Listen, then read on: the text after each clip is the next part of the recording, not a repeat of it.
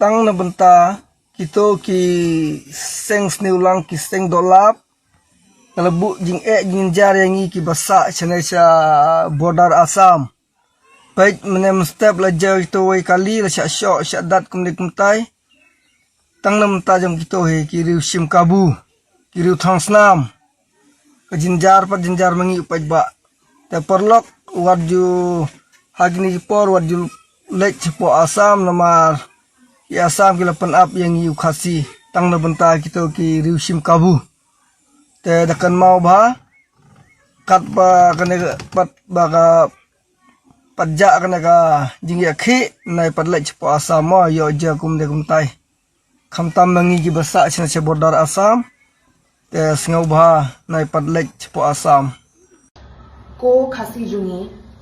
film sngotho ba kidon ki brio ki ba don shabar jong Shillong ru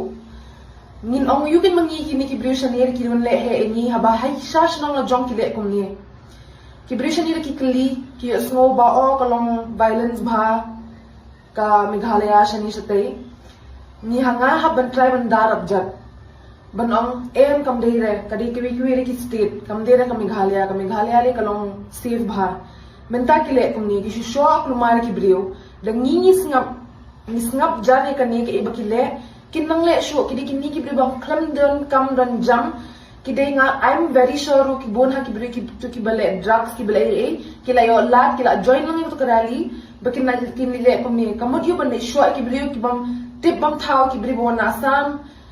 ki bri manu ru ban kan sniew ki kali ki ru haba ong karali am tadi ni ngap jar mentam kinang le sho kum ni takadaw let's raise a voice nimdel ban alaw ban le baki brikin le kum ni yanu ru ya ka ka bamde ni di ban yeng ban ong bakam de re kum ni namar baki brio jong la jong nang turu kidan sabar de kile ki brio shani ka ru nimla ban ong e bale na ki brio la jong kile kum ni shani. So let's stand our truth and let's stand for what is wrong.